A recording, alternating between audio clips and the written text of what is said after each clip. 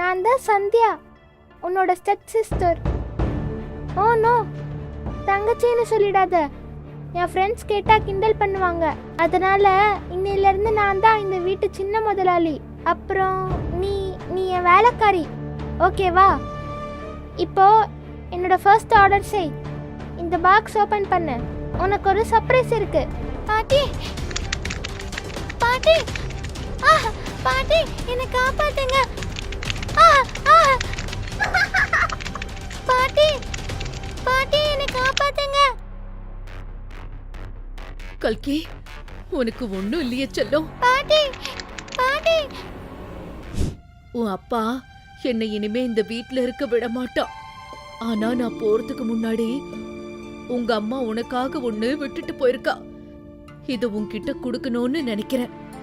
இது உனக்காக மட்டும்தான் தங்கம். இல்ல பாட்டி, ப்ளீஸ் என்னை விட்டுட்டு போகாதீங்க. இல்ல செல்லம், எனக்கு உன்னை விட்டுட்டு போக இஷ்டம் இல்ல. ஆனா நமக்கு அதிக நேரம் இல்ல.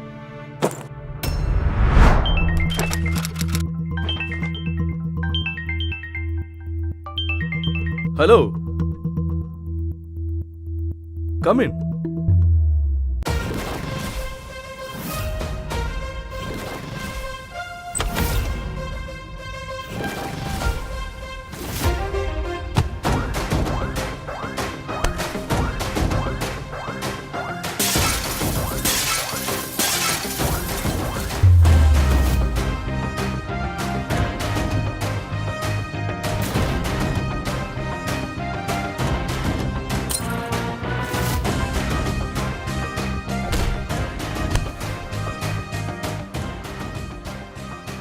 வெல்டன் தயா. சார், இழுத்துட்டு போங்க. நீ இந்த வேலையை சூப்பரா செஞ்சு கலக்கிட்ட. நான் இல்ல சார், இது நம்மளோட டீம் ஒர்க். கம், இங்க இன்னும் நிறைய வேலை இருக்கு. ஒரு காம்ப்ளிகேட்டட் கேஸ் வந்திருக்கு. இத நீ உன்னோட ஸ்ட்ரென்த்தை வச்சு இல்ல, உன்னோட மைண்டை யூஸ் பண்ணி தீர்க்கணும். என்ன கேஸ் சார்? ராஜேஸ்வரி என் காலேஜ் ஃப்ரெண்டுன்னு வச்சுக்கலாம். இது அவங்களோட பேத்தி கல்கி. இந்த பொண்ணு பாவம் நிறைய பிரச்சனைகள்ல சிக்கியிருக்கா. அவளோட சொந்த குடும்பமே அவளுக்கு எதிரா இருக்கு. ஒரு பொண்ணுக்கு இவ்ளோ பிரச்சனையா? ஆனா ஏன் சார்? நான் சொல்றேன் தயா. கல்கியோட அம்மா ஒரு சின்ன பார்மசிக்கல் கம்பெனிக்கு ஓனரா இருந்தாங்க.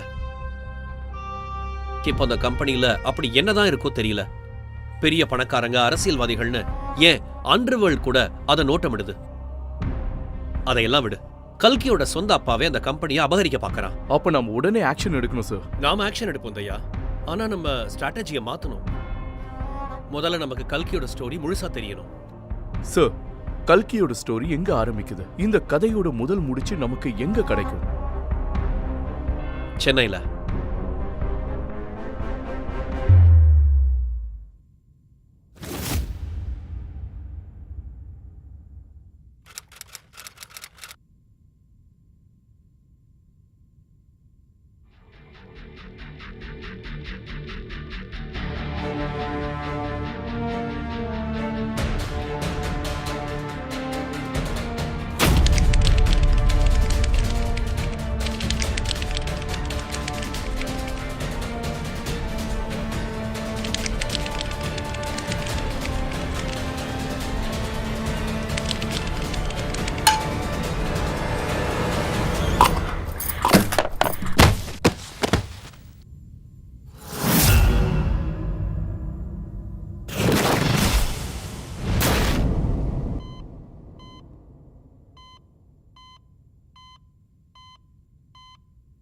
அம்மா அம்மா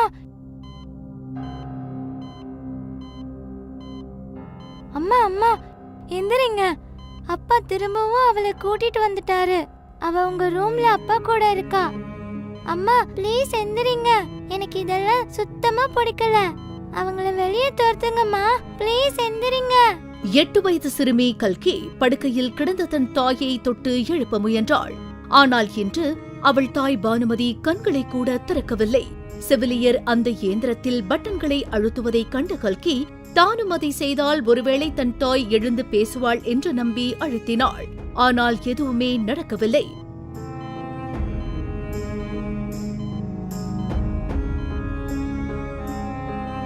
அப்போது கல்கியின் பாட்டி அறைக்குள் நுழைந்தார். அவள் அழுவதைக் கண்டு அவளை அரவணைத்துக் கொண்டார். இல்ல செல்லம், அழாத, இங்க வா. ஏன் தங்கம் அழற? அழாத, வா, அடுத்த ரூம்க்கு போகலாம். பாட்டி உனக்கு ஒரு நல்ல கதைய சொல்றேன், போலாமா?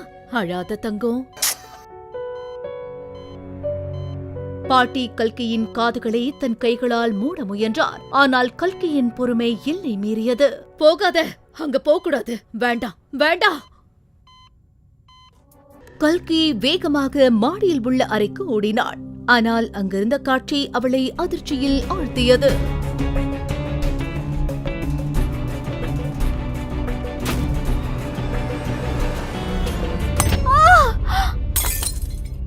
நீங்க ரொம்ப கெட்டவங்க. இது எங்க அம்மாவோட பெட். இங்க இருந்து வெளியே போங்க. ஓ, உனக்கு ஒண்ணும் இல்லையே? எங்கேயாவது அடிபட்டு இருக்கா? இவ அம்மா இவளை கெடுத்து வச்சிருக்கா. நான் என்ன பண்றது? இவ அம்மா தான் இவளை உருப்படாம பண்ணிட்டா. அம்மா கெடுத்து வச்சிருக்காளா? இப்ப பாரு நான் என்ன பண்றேன்னு. உனக்கு என்ன பைத்தியம் பிடிச்சிருக்கா? இத பாரு, அந்த பொண்ணு நமக்கு ஒரு தங்க சுரங்கம். அவதான் நமக்கு கிடைச்ச லாட்டரி. அந்த கம்பெனி அவ பேர்ல தான் இருக்கு. பத்மா அமைதியானாள். ஆனால் அவளுடைய காயத்தின் வலி குறையவில்லை. I can't believe this. நீங்க இவ்ளோ கோழைன்னு எனக்கு தெரியாது. எனக்காக கூட பேச தெரியாத ஒருத்தனை என்னால கல்யாணம் பண்ணிக்க முடியாது. இவ்வாறு கூறி பத்மாவதி ராஜசேகரின் தைரியத்தை கேலி செய்தாள்.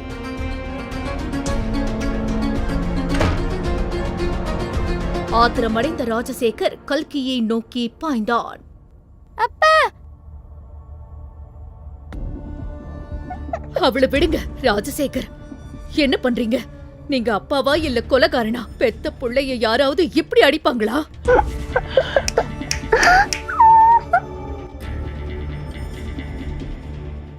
இல்ல செல்லம், அடாத.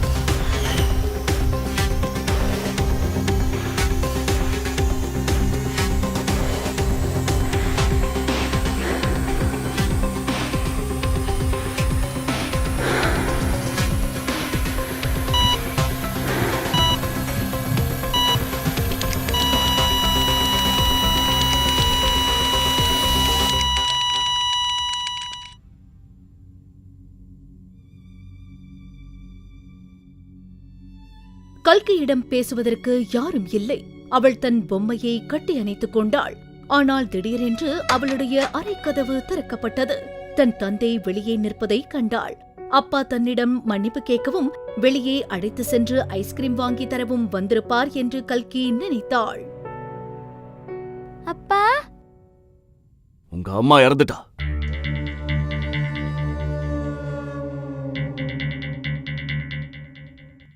உங்க அம்மா கடவுள்கிட்ட போயிட்டா. இனிமே அவ வரவே மாட்டா. அப்புறம் நான் இன்னைக்கு வீட்டுக்கு வந்தாங்களே அந்த ஆண்டி, அவங்கள நான் கல்யாணம் பண்ணிக்க போறேன். அவங்க பேரு பத்மாவதி. பத்மாவதியும் அவளோட பொண்ணும் நம்ம வீட்டுல தான் நம்ம கூட இருப்பாங்க. அவங்க சொல்றதை எல்லாம் நீ கேட்கணும்.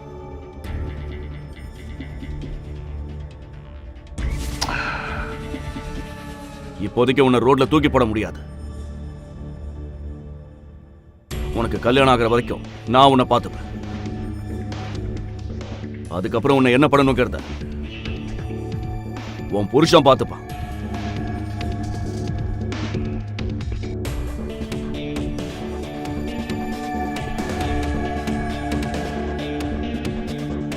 இத போட்டுக்கோ.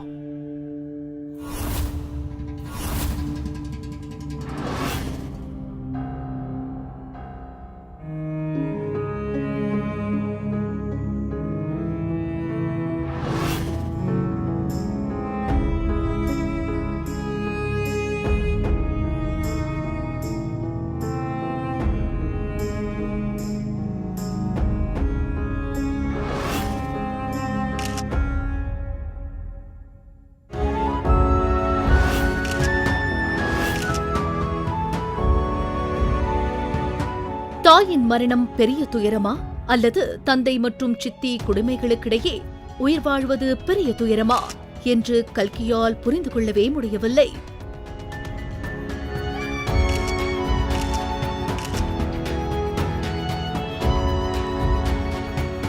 கல்கி,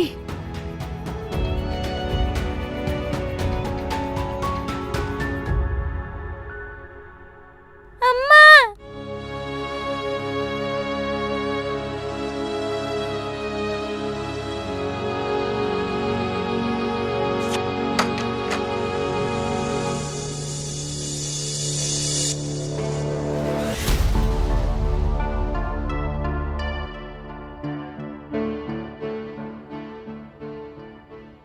என் அம்மா சொன்னாங்க கல்கி ரூம்ல இருந்து எனக்கு எது பிடிக்குதோ அது எல்லாத்தையும் நான் எடுத்துக்கலாம்னு. ஆமா, நீ யாரு? நான் தான் சந்தியா, உன்னோட ஸ்டெப் சிஸ்டர். ஓ நோ, தங்கச்சின்னு சொல்லிடாத. என் ஃப்ரெண்ட்ஸ் கேட்டா கிண்டல் பண்ணுவாங்க.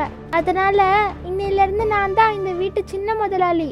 அப்புறம் நீ நீ என் வேலைக்காரி, ஓகேவா? இப்போ என்னோட ஃபர்ஸ்ட் ஆர்டர் செய்.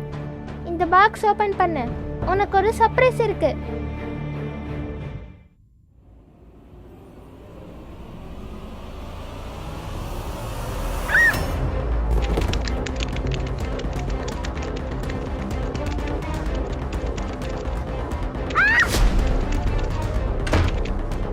பாட்டி, பாட்டி, பாட்டி, என்னை காப்பாத்துங்க. பாட்டி, பாட்டி, என்னை காப்பாத்துங்க. கல்கி, உனக்கு ஒண்ணும் இல்லையே செல்லம். பாட்டி, பாட்டி. அப்போது கல்கியின் பாட்டி வருவதைக் கண்ட சந்தியா அங்கிருந்து வேகமாக ஓடினாள். கல்கி! பாட்டி, பாட்டி. பாட்டி கதவை திறந்தபோது கல்கி ஒரு மூலையில் அமர்ந்திருந்தாள். அவளை சுற்றி நிறைய தேள்கள் இருந்தன. கல்கி! கல்கி! பாட்டி, பாட்டி, பாட்டி, என்னை காப்பாத்துங்க. இங்க வாடா, என்கிட்ட வா.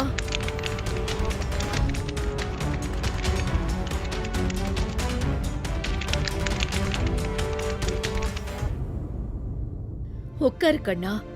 ஒண்ணும் இல்ல கண்ணா, ஒண்ணும் இல்லடா. எல்லாத்தையும் நான் துரத்திட்டேன், பாத்தியா? பாட்டி, இந்த வீடு இப்போ நல்லாவே இல்ல. இங்க கெட்டவங்க இருக்காங்க. நான் இப்பவே எங்க அம்மா கிட்ட போக போறேன். இல்லடா, அப்படி பேசாத செல்லம். அது தப்பான விஷயம், ரொம்ப தப்பு. உனக்கு தெரியுமா, நீ வளர்ந்ததும் ரொம்ப தைரியமானவளா ஆயிடுவ. அப்போ உனக்கு சந்தியாலாம் ஒண்ணுமே இல்ல. இந்த தேளால கூட உன்னை ஒண்ணும் பண்ண முடியாது. ரொம்ப தைரியமான பொண்ணு.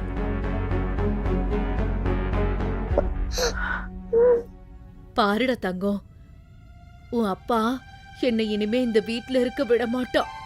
ஆனா நான் போறதுக்கு முன்னாடி உங்க அம்மா உனக்காக ஒண்ணு விட்டுட்டு போயிருக்கா. இது உன்கிட்ட குடுக்கணும்னு நினைக்கிறேன். இது உனக்காக மட்டும்தான் தங்கம். இல்ல பாட்டி, ப்ளீஸ் என்னை விட்டுட்டு போகாதீங்க. இல்ல செல்லம், எனக்கு உன்னை விட்டுட்டு போக இஷ்டம் இல்ல. ஆனா நமக்கு அதிக நேரம் இல்ல.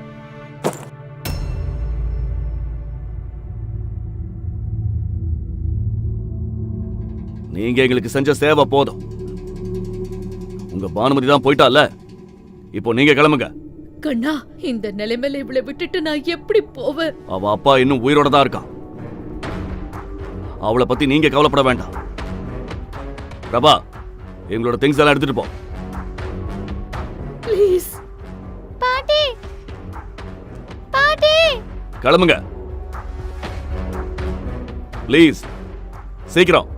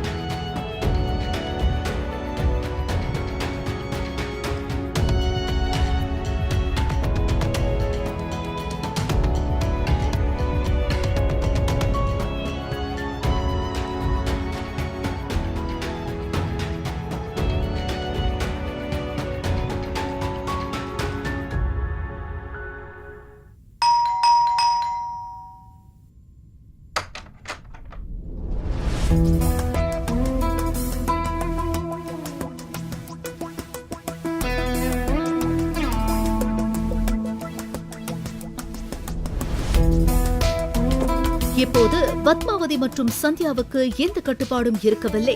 அவர்கள் ராஜசேகரனின் பணத்தை தண்ணீராக செலவழிக்க தொடங்கினர். கல்கிக்கு அந்த வீடு நரகத்தை விட மோசமானது. அவள் வீட்டு வேலைகள் அனைத்தையுமே செய்ய வேண்டியிருந்தது. அவளுடைய நிலைமையை கண்டு வேலைக்காரர்களே அதிர்ச்சியடைந்தனர். உணவு நேரத்தில் அவளுக்கு கருகிய ரொட்டிகளே வழங்கப்பட்டன.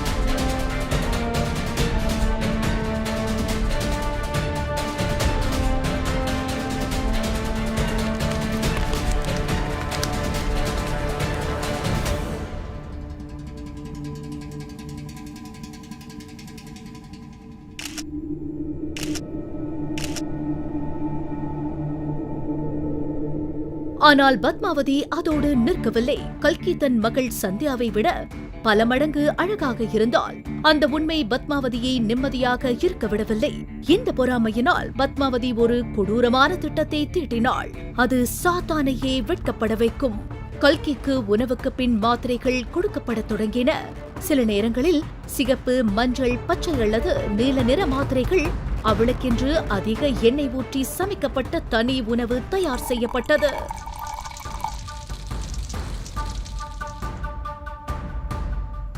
கல்கி சாப்பிட்ட உடனேயே அவளுக்கு வயிறு வலிக்க தொடங்கும். ஆனால் அவள் ஒரு வார்த்தை பேசினால் கூட அவளது கண்ணங்கள் சிவக்கும் வரை அவள் அடித்து துன்புறுத்தப்பட்டாள்.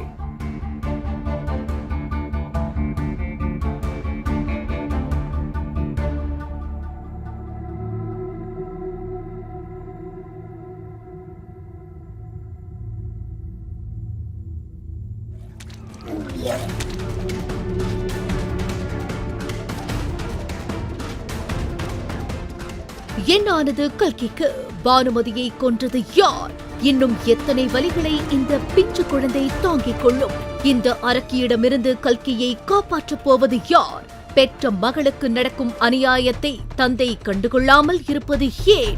பத்மாவதி கொடுத்த மாத்திரைகளால் கல்கியின் உயிருக்கு ஏதேனும் ஆபத்து வருமா? மேலும் இந்த கதையின் சுவாரஸ்யமான அடுத்த பகுதியை தெரிந்து கொள்ள பாக்கெட் FM ஆப்பை டவுன்லோட் செய்து மெர்க்குரி பூக்கள் தொடரை கேட்கத் தொடங்குங்கள்.